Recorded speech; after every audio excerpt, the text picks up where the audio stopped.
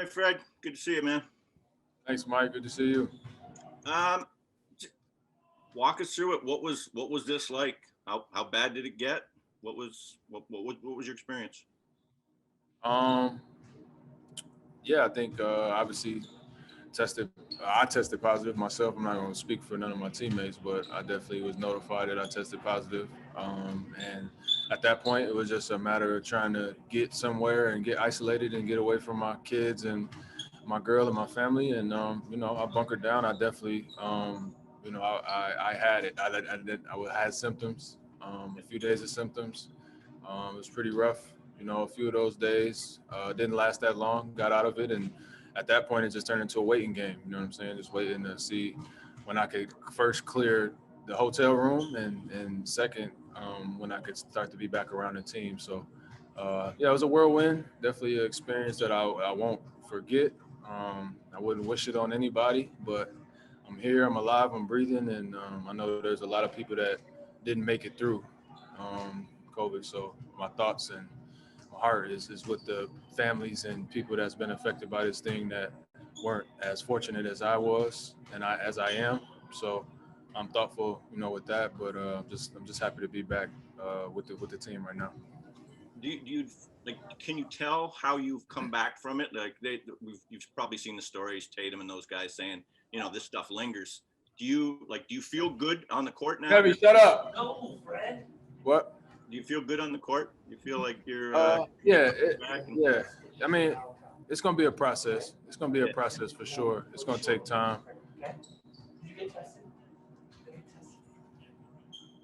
It's a process. It's gonna take time. I'm just taking baby steps, and like I said, just glad to be around the group. I just wanted to get my energy and my confidence and my swag around the group. I know it's been a rough stretch for everybody, not just the guys that were locked up. The rest of the guys that were trying to put the pieces together. I feel for them. So just want to get back out there. Hopefully, sooner rather than later, and start to put the pieces back together. you expect to play tomorrow night? I do not have any expectations for tomorrow. It's not in my hands. It's not really in the team's hands. So waiting on some clearance. Obviously trying to get my conditioning back and just clear all the proper protocols so that way I'm checked off. I'm not a liability for anybody when I step out there on the court. So I have no expectations for tomorrow, but I would like to play. I'll say that much. How about that? Gotcha. Appreciate that. Thanks, Fred. Good to see you again. Thank you. Thanks, Mike. We'll go to Doug. Fred, welcome back. I'm glad you're healthy as you can be, I suppose. I'm here, Doug. I'm breathing. That's all that matters. Keep breathing. A long time ago, you talked about the stigma of guys having COVID and whether they would be marked by it. Have you thought anything about that now that you've had it and are dealing with whatever repercussions are? Absolutely. From the first moment that I knew that I was had a positive test. By that point, sooner after that, I think the tweet came out about how the coaches weren't wearing their mask and this, that, and the third. Like it's just a lot that comes with a blame. It's such a heavy of a illness, and it's affected our world in the last 12 months that there comes a blame with it, like it's somebody's fault, but the people who get it, you understand. Once you get it, you understand, like, man, I don't know where I got it from. And I don't know who gave it to me or where it came from or what the case is. And the doctors don't know. And the people that are paid a lot of money to figure this thing out don't know. So people sitting at home or trying to figure it out from far, I don't know, putting unrealistic thoughts and blame on people. I thought that was a little bit disappointing. I felt bad for the coaches that was put on them. And I felt for the players, it's a tricky thing because, the first thing you think is like, well, how did you get it? Well, I don't know. I've been following every rule since the rules came out. So, it's nobody's fault. It's unfortunate. And I'm just happy that all of us that have made it have made it out. And hopefully we all continue to stay healthy. Yeah, we talked to Norm way back in training camp when he had to miss those 2 days because of nothing he did. He, like you said, he followed all the rules all the time and still couldn't take part in 2 days worth of practice. You've now had 2 weeks off for, I presume, not doing anything wrong. Does that bother you that people that think that you might have done something wrong?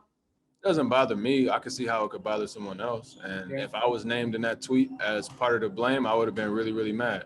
So as a player who loves my coaching staff, I'm pissed off for them that was even put out there. And Shams is my guy, and I get it. You know what I mean? He was reporting something that somebody told him, but whoever told him that is a few words I won't put public.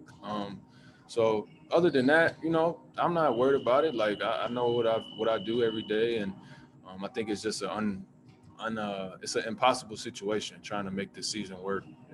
Given the climate, and the NBA is doing a good job. We've been doing a good job of trying to make it work, but 27 teams? I think we were the 27th team. Yeah. 16 to have some cases. So join the club. Yeah, exactly. It's a weird one. Anyway, it's good to have you back, Fred. Really appreciate the time as always. Thanks, Doug. We'll go to Josh next. Hey, Fred. Good to see you, man. Glad you're back and doing better. What has the last day been like for you? I mean, I'm sure it was a weird time, just if for no other reason, being away from everybody. What was it like to see everybody again, to be around people again? Nick was saying it was sort of like mini celebrations on the plane.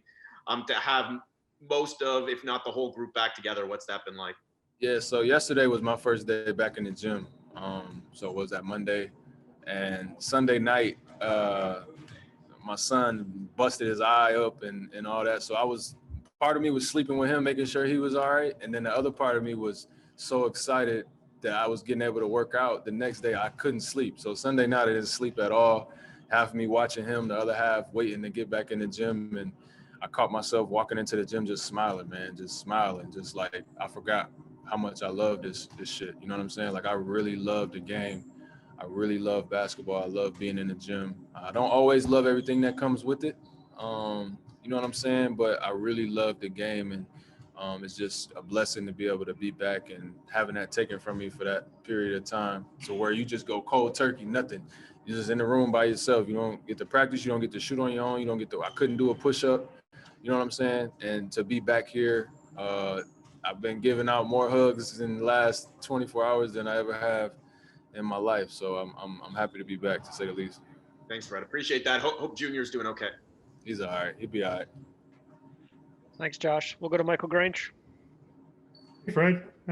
Always good to talk with you. Can you just maybe tell us a little bit about the progression for those? I haven't had it. So you get that test, and when the symptoms hit, did it compare to other conditions you've had? Was there parts of it that felt this is not a flu, or parts of it felt like I just got a cold? And any kind of detail like that, I'm curious. Yeah, I mean, I think the weirdest thing was everybody I talked to has a different experience. But for me, I could just speak for myself. Tested positive, had symptoms pretty soon after that. Back, sore, body aches, just feel like I just played 3 nights in a row. You know what I mean? Sore, headache, my eyes were hurting. I didn't have the shortness of breath or anything like that. I had a fever for a day and a half, 2 days, but definitely nothing like anything I've ever had. I could feel that it was something different. I just felt the sickness. I could just feel it in me.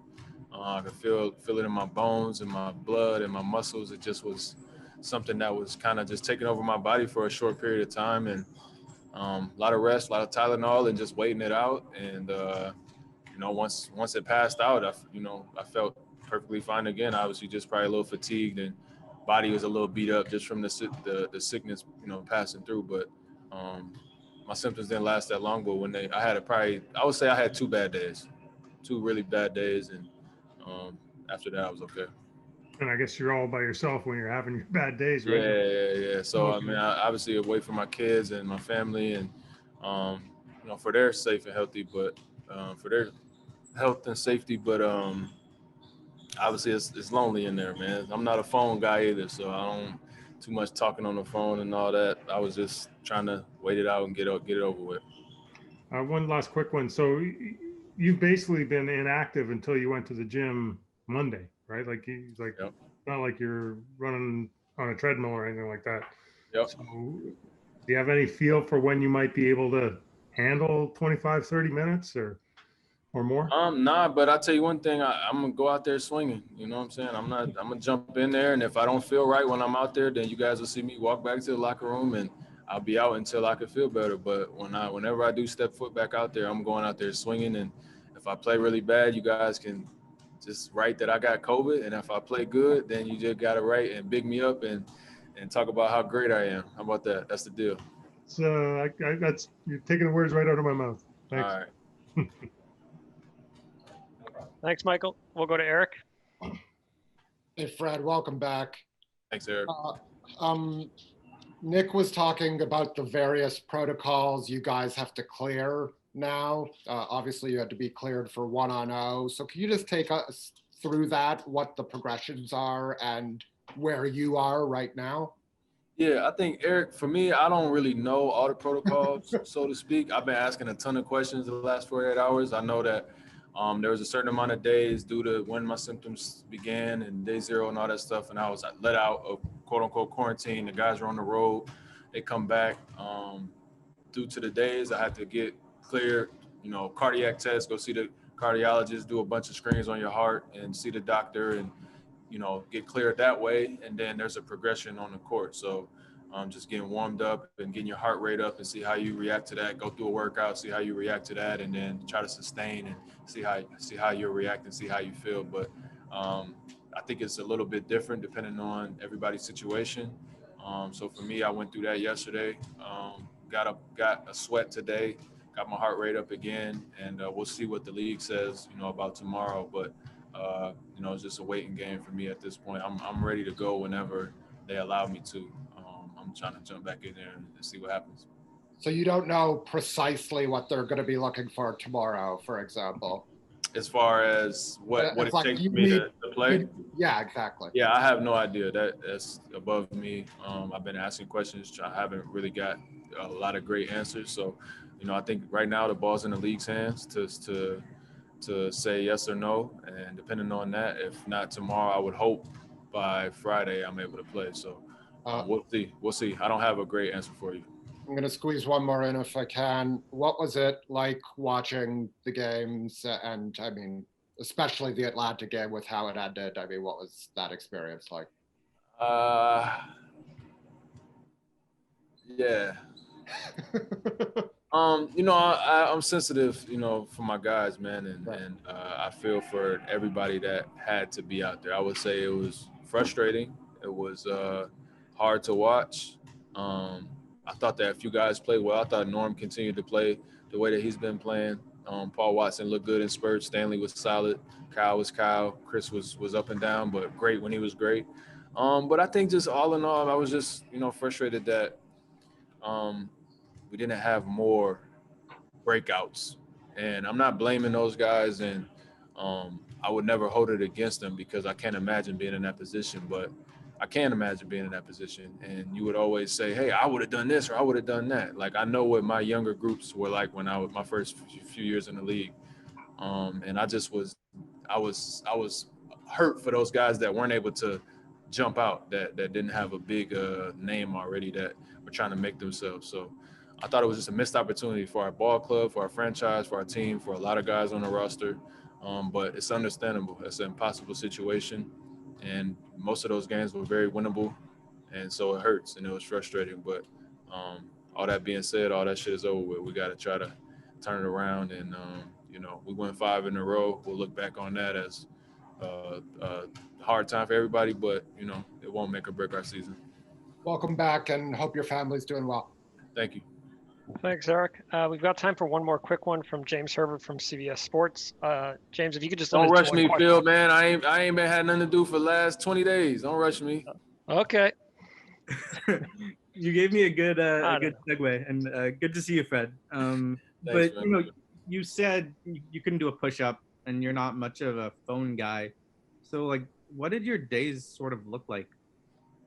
Oh, well, the first few days I was sick, so I think that kind of controlled most of my day. Whether, you know what I'm saying, like I would wake up and try to get a breakfast if I felt hungry. If not, I would wake up and lay on the couch or lay in the bed and watch TV for as long as I could. Go sit on the balcony, read a little bit, with my phone. Obviously, I'm still on social media and all that stuff, and then I would get ready to either take a nap or do whatever I need to do in the afternoon. Talk to my kids, and then get ready for the game. That was the big moment for me was game nights. You know what I'm saying? I had all day to look forward to it. So you can imagine how happy I was with what I was seeing on the TV. But yeah, that was a highlight of my day. I played a lot of video games once I was feeling good. Just playing the game all day, chilling, watching TV. Thank you, Fred. Thanks, James. Okay, we'll go to Lewis from Raptors Republic. Hey Fred, thanks And for fighting for me, buddy. Really good to have you back. Good to see I you. got you. Follow up sort of to Eric's question. You mentioned how tough it was, the games happening. Did you talk to the guys after? What was it like? Because you can't be there, you can't be the leader you're used to being. So what were those conversations like if they happened? Yeah, just trying to talk guys off the ledge, man. I think the first few, I was showing little pointers. Hey, we could do this. What the hell is going on with this? X, Y, and Z. What's up with this guy? Talking to the coaches. What can we do? Blah, blah, blah, blah. Try to get the next one. And then by the time the Atlanta game hit, that was such a roller coaster that now I'm just like, all right, y'all, just stay with it. Stay locked in. We'll be all right. We just got to get one. Just got to get one. And that turned into most of the conversation. We'll be okay. We just got to get one. But that one never came. So I just ended up, just keeping the guys locked in and just, listen, we'll be back. We'll have our team back at some point. We just got to keep pushing ahead and use this experience, to make us better. So that was pretty much it. So you're still you. That never changes. I try to be.